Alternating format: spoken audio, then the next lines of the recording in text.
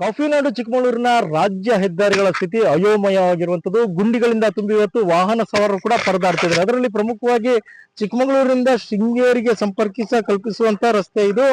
ಈ ರಸ್ತೆ ಈಗ ಸುಮಾರು 45 ಕಿಲೋಮೀಟರ್, ಆಲ್ದೂರಿನಿಂದ ಏನು ಬಾಳೆಹೊನ್ನೂರಿಗೆ ಸುಮಾರು 45 ಕಿಲೋಮೀಟರ್ ಬರುತ್ತೆ. ಅಲ್ಲಿ ವಾಹನಗಳ ಓಡಾಟ ಕೂಡ ಸಾಕಷ್ಟು ಕಷ್ಟ ಸಾಧ್ಯ ಕೂಡ ಹೌದು. ಅದರಲ್ಲೂ ಕೂಡ ಬೈಕ್ ಸವಾರರಂತೂ ನಿತ್ಯ ಪರದಾಡುವ ಸ್ಥಿತಿ ಇದೆ. ಅಂದ್ರೆ ಒಂದು ಗುಂಡಿಯನ್ನ ತಪ್ಪಿಸ್ಲಿಕ್ಕೆ ಹೋದ್ರೆ 2 ಗುಂಡಿಗಳನ್ನು ನೆಗೆಯುವಂತದ್ದು. ಮತ್ತೆ ಇಲ್ಲಿ ಸಾಕಷ್ಟು ಅಪಘಾತಗಳು ಕೂಡ ನಡೆದಿರುವಂತಹ ಉದಾಹರಣೆಗಳು ಕೂಡ ಇದೆ.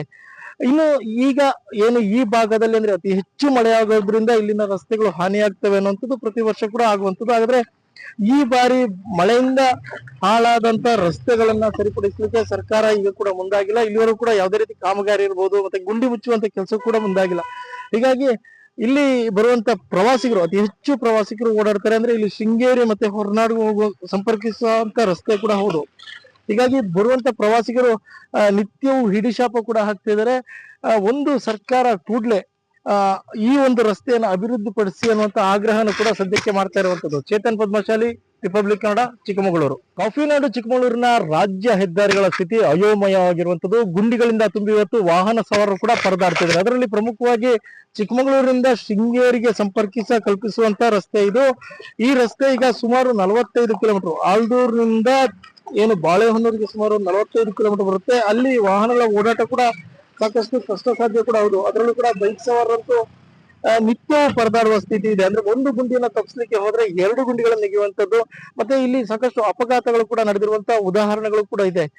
ಇನ್ನು ಈಗ ಏನು ಈ ಭಾಗದಲ್ಲಿ ಅಂದ್ರೆ ಅತಿ ಹೆಚ್ಚು ಮಳೆ ಆಗೋದ್ರಿಂದ ಇಲ್ಲಿನ ರಸ್ತೆಗಳು ಹಾನಿಯಾಗ್ತವೆ ಅನ್ನುವಂಥದ್ದು ಪ್ರತಿ ವರ್ಷ ಕೂಡ ಆಗುವಂಥದ್ದು. ಹಾಗಾದ್ರೆ ಈ ಬಾರಿ ಮಳೆಯಿಂದ ಹಾಳಾದಂತ ರಸ್ತೆಗಳನ್ನ ಸರಿಪಡಿಸಲಿಕ್ಕೆ ಸರ್ಕಾರ ಈಗ ಕೂಡ ಮುಂದಾಗಿಲ್ಲ. ಇಲ್ಲಿವರೆಗೂ ಕೂಡ ಯಾವುದೇ ರೀತಿ ಕಾಮಗಾರಿ ಇರ್ಬೋದು, ಮತ್ತೆ ಗುಂಡಿ ಮುಚ್ಚುವಂತ ಕೆಲಸ ಕೂಡ ಮುಂದಾಗಿಲ್ಲ.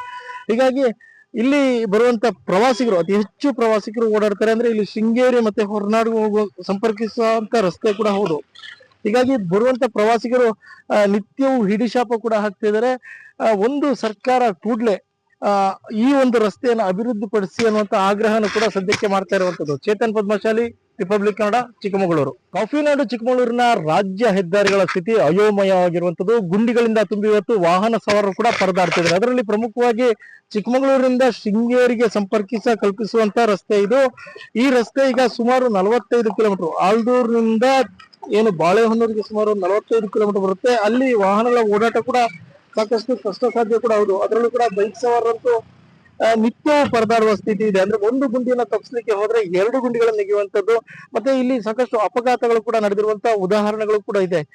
ಇನ್ನು ಈಗ ಏನು ಈ ಭಾಗದಲ್ಲಿ ಅಂದ್ರೆ ಅತಿ ಹೆಚ್ಚು ಮಳೆ ಆಗೋದ್ರಿಂದ ಇಲ್ಲಿನ ರಸ್ತೆಗಳು ಹಾನಿಯಾಗ್ತವೆ ಅನ್ನುವಂಥದ್ದು ಪ್ರತಿ ವರ್ಷ ಕೂಡ ಆಗುವಂಥದ್ದು. ಹಾಗಾದ್ರೆ ಈ ಬಾರಿ ಮಳೆಯಿಂದ ಹಾಳಾದಂತ ರಸ್ತೆಗಳನ್ನ ಸರಿಪಡಿಸಲಿಕ್ಕೆ ಸರ್ಕಾರ ಈಗ ಕೂಡ ಮುಂದಾಗಿಲ್ಲ. ಇಲ್ಲಿವರೆಗೂ ಕೂಡ ಯಾವುದೇ ರೀತಿ ಕಾಮಗಾರಿ ಇರ್ಬೋದು, ಮತ್ತೆ ಗುಂಡಿ ಮುಚ್ಚುವಂತ ಕೆಲಸ ಕೂಡ ಮುಂದಾಗಿಲ್ಲ. ಹೀಗಾಗಿ ಇಲ್ಲಿ ಬರುವಂತ ಪ್ರವಾಸಿಗರು, ಅತಿ ಹೆಚ್ಚು ಪ್ರವಾಸಿಗರು ಓಡಾಡ್ತಾರೆ. ಅಂದ್ರೆ ಇಲ್ಲಿ ಶೃಂಗೇರಿ ಮತ್ತೆ ಹೊರನಾಡು ಸಂಪರ್ಕಿಸುವಂತ ರಸ್ತೆ ಕೂಡ ಹೌದು. ಹೀಗಾಗಿ ಬರುವಂತ ಪ್ರವಾಸಿಗರು ನಿತ್ಯವೂ ಹಿಡಿಶಾಪ ಕೂಡ ಹಾಕ್ತಿದ್ದಾರೆ. ಒಂದು ಸರ್ಕಾರ ಕೂಡ್ಲೆ ಈ ಒಂದು ರಸ್ತೆಯನ್ನು ಅಭಿವೃದ್ಧಿಪಡಿಸಿ ಅನ್ನುವಂತ ಆಗ್ರಹನ ಕೂಡ ಸದ್ಯಕ್ಕೆ ಮಾಡ್ತಾ ಇರುವಂತದ್ದು. ಚೇತನ್ ಪದ್ಮಶಾಲಿ, ರಿಪಬ್ಲಿಕ್ ಕನ್ನಡ, ಚಿಕ್ಕಮಗಳೂರು. ಕಾಫಿನಾಡು ಚಿಕ್ಕಮಗಳೂರಿನ ರಾಜ್ಯ ಹೆದ್ದಾರಿಗಳ ಸ್ಥಿತಿ ಅಯೋಮಯವಾಗಿರುವಂತದ್ದು. ಗುಂಡಿಗಳಿಂದ ತುಂಬಿ ಇವತ್ತು ವಾಹನ ಸವಾರರು ಕೂಡ ಪರದಾಡ್ತಿದ್ದಾರೆ. ಅದರಲ್ಲಿ ಪ್ರಮುಖವಾಗಿ ಚಿಕ್ಕಮಗಳೂರಿನಿಂದ ಶೃಂಗೇರಿಗೆ ಕಲ್ಪಿಸುವಂತ ರಸ್ತೆ ಇದು. ಈ ರಸ್ತೆ ಈಗ ಸುಮಾರು 45 ಕಿಲೋಮೀಟರ್, ಆಲ್ದೂರಿನಿಂದ ಏನು ಬಾಳೆಹೊನ್ನೂರಿಗೆ ಸುಮಾರು 45 ಕಿಲೋಮೀಟರ್ ಬರುತ್ತೆ. ಅಲ್ಲಿ ವಾಹನಗಳ ಓಡಾಟ ಕೂಡ ಸಾಕಷ್ಟು ಕಷ್ಟ ಸಾಧ್ಯ ಕೂಡ ಹೌದು. ಅದರಲ್ಲೂ ಕೂಡ ಬೈಕ್ ಸವಾರರಂತೂ ನಿತ್ಯ ಪರದಾಡುವ ಸ್ಥಿತಿ ಇದೆ. ಅಂದ್ರೆ ಒಂದು ಗುಂಡಿಯನ್ನ ತಪ್ಪಿಸ್ಲಿಕ್ಕೆ ಹೋದ್ರೆ 2 ಗುಂಡಿಗಳನ್ನು ನೆಗೆಯುವಂತದ್ದು. ಮತ್ತೆ ಇಲ್ಲಿ ಸಾಕಷ್ಟು ಅಪಘಾತಗಳು ಕೂಡ ನಡೆದಿರುವಂತಹ ಉದಾಹರಣೆಗಳು ಕೂಡ ಇದೆ. ಇನ್ನು ಈಗ ಏನು ಈ ಭಾಗದಲ್ಲಿ ಅಂದ್ರೆ ಅತಿ ಹೆಚ್ಚು ಮಳೆ ಆಗೋದ್ರಿಂದ ಇಲ್ಲಿನ ರಸ್ತೆಗಳು ಹಾನಿಯಾಗ್ತವೆ ಅನ್ನುವಂಥದ್ದು ಪ್ರತಿ ವರ್ಷ ಕೂಡ ಆಗುವಂಥದ್ದು. ಹಾಗಾದ್ರೆ ಈ ಬಾರಿ ಮಳೆಯಿಂದ ಹಾಳಾದಂತ ರಸ್ತೆಗಳನ್ನ ಸರಿಪಡಿಸಲಿಕ್ಕೆ ಸರ್ಕಾರ ಈಗ ಕೂಡ ಮುಂದಾಗಿಲ್ಲ. ಇಲ್ಲಿವರೆಗೂ ಕೂಡ ಯಾವುದೇ ರೀತಿ ಕಾಮಗಾರಿ ಇರ್ಬೋದು, ಮತ್ತೆ ಗುಂಡಿ ಮುಚ್ಚುವಂತ ಕೆಲಸ ಕೂಡ ಮುಂದಾಗಿಲ್ಲ. ಹೀಗಾಗಿ ಇಲ್ಲಿ ಬರುವಂತ ಪ್ರವಾಸಿಗರು, ಅತಿ ಹೆಚ್ಚು ಪ್ರವಾಸಿಗರು ಓಡಾಡ್ತಾರೆ. ಅಂದ್ರೆ ಇಲ್ಲಿ ಶೃಂಗೇರಿ ಮತ್ತೆ ಹೊರನಾಡು ಸಂಪರ್ಕಿಸುವಂತ ರಸ್ತೆ ಕೂಡ ಹೌದು. ಹೀಗಾಗಿ ಬರುವಂತ ಪ್ರವಾಸಿಗರು ನಿತ್ಯವೂ ಹಿಡಿಶಾಪ ಕೂಡ ಹಾಕ್ತಿದ್ದಾರೆ. ಒಂದು ಸರ್ಕಾರ ಕೂಡ್ಲೆ ಈ ಒಂದು ರಸ್ತೆಯನ್ನು ಅಭಿವೃದ್ಧಿಪಡಿಸಿ ಅನ್ನುವಂತ ಆಗ್ರಹನ ಕೂಡ ಸದ್ಯಕ್ಕೆ ಮಾಡ್ತಾ ಇರುವಂತದ್ದು. ಚೇತನ್ ಪದ್ಮಶಾಲಿ, ರಿಪಬ್ಲಿಕ್ ಕನ್ನಡ, ಚಿಕ್ಕಮಗಳೂರು. ಕಾಫಿನಾಡು ಚಿಕ್ಕಮಗಳೂರಿನ ರಾಜ್ಯ ಹೆದ್ದಾರಿಗಳ ಸ್ಥಿತಿ ಅಯೋಮಯವಾಗಿರುವಂತದ್ದು. ಗುಂಡಿಗಳಿಂದ ತುಂಬಿ ಇವತ್ತು ವಾಹನ ಸವಾರರು ಕೂಡ ಪರದಾಡ್ತಿದ್ದಾರೆ. ಅದರಲ್ಲಿ ಪ್ರಮುಖವಾಗಿ ಚಿಕ್ಕಮಗಳೂರಿನಿಂದ ಶೃಂಗೇರಿಗೆ ಕಲ್ಪಿಸುವಂತ ರಸ್ತೆ ಇದು.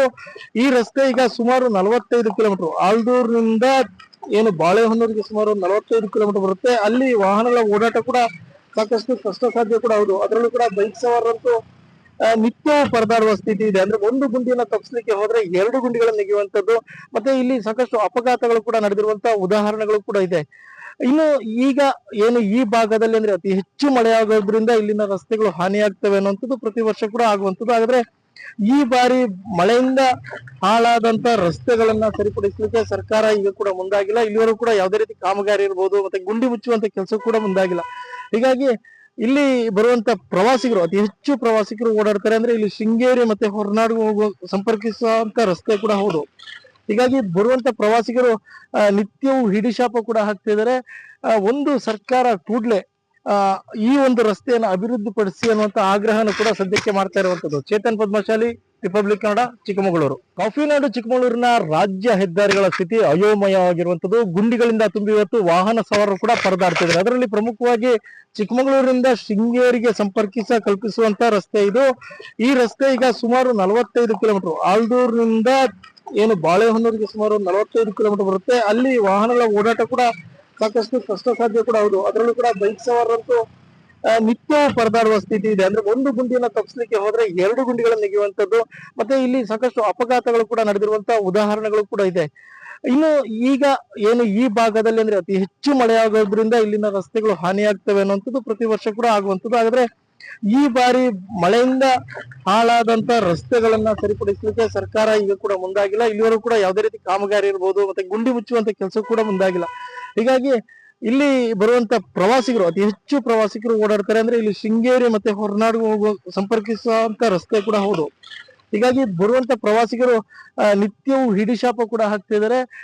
ಒಂದು ಸರ್ಕಾರ ಕೂಡ್ಲೆ ಈ ಒಂದು ರಸ್ತೆಯನ್ನು ಅಭಿವೃದ್ಧಿಪಡಿಸಿ ಅನ್ನುವಂತ ಆಗ್ರಹನ ಕೂಡ ಸದ್ಯಕ್ಕೆ ಮಾಡ್ತಾ ಇರುವಂತದ್ದು. ಚೇತನ್ ಪದ್ಮಶಾಲಿ, ರಿಪಬ್ಲಿಕ್ ಕನ್ನಡ, ಚಿಕ್ಕಮಗಳೂರು. ಕಾಫಿನಾಡು ಚಿಕ್ಕಮಗಳೂರಿನ ರಾಜ್ಯ ಹೆದ್ದಾರಿಗಳ ಸ್ಥಿತಿ ಅಯೋಮಯವಾಗಿರುವಂತದ್ದು. ಗುಂಡಿಗಳಿಂದ ತುಂಬಿ ಇವತ್ತು ವಾಹನ ಸವಾರರು ಕೂಡ ಪರದಾಡ್ತಿದ್ದಾರೆ. ಅದರಲ್ಲಿ ಪ್ರಮುಖವಾಗಿ ಚಿಕ್ಕಮಗಳೂರಿನಿಂದ ಶೃಂಗೇರಿಗೆ ಕಲ್ಪಿಸುವಂತ ರಸ್ತೆ ಇದು.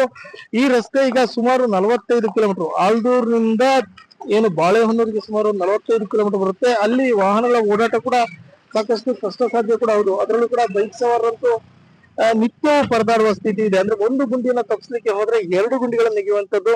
ಮತ್ತೆ ಇಲ್ಲಿ ಸಾಕಷ್ಟು ಅಪಘಾತಗಳು ಕೂಡ ನಡೆದಿರುವಂತಹ ಉದಾಹರಣೆಗಳು ಕೂಡ ಇದೆ. ಇನ್ನು ಈಗ ಏನು ಈ ಭಾಗದಲ್ಲಿ ಅಂದ್ರೆ ಅತಿ ಹೆಚ್ಚು ಮಳೆ ಆಗೋದ್ರಿಂದ ಇಲ್ಲಿನ ರಸ್ತೆಗಳು ಹಾನಿಯಾಗ್ತವೆ ಅನ್ನುವಂಥದ್ದು ಪ್ರತಿ ವರ್ಷ ಕೂಡ ಆಗುವಂಥದ್ದು. ಹಾಗಾದ್ರೆ ಈ ಬಾರಿ ಮಳೆಯಿಂದ ಹಾಳಾದಂತ ರಸ್ತೆಗಳನ್ನ ಸರಿಪಡಿಸಲಿಕ್ಕೆ ಸರ್ಕಾರ ಈಗ ಕೂಡ ಮುಂದಾಗಿಲ್ಲ. ಇಲ್ಲಿವರೆಗೂ ಕೂಡ ಯಾವುದೇ ರೀತಿ ಕಾಮಗಾರಿ ಇರ್ಬೋದು, ಮತ್ತೆ ಗುಂಡಿ ಮುಚ್ಚುವಂತ ಕೆಲಸ ಕೂಡ ಮುಂದಾಗಿಲ್ಲ. ಹೀಗಾಗಿ ಇಲ್ಲಿ ಬರುವಂತ ಪ್ರವಾಸಿಗರು, ಅತಿ ಹೆಚ್ಚು ಪ್ರವಾಸಿಗರು ಓಡಾಡ್ತಾರೆ. ಅಂದ್ರೆ ಇಲ್ಲಿ ಶೃಂಗೇರಿ ಮತ್ತೆ ಹೊರನಾಡು ಸಂಪರ್ಕಿಸುವಂತ ರಸ್ತೆ ಕೂಡ ಹೌದು.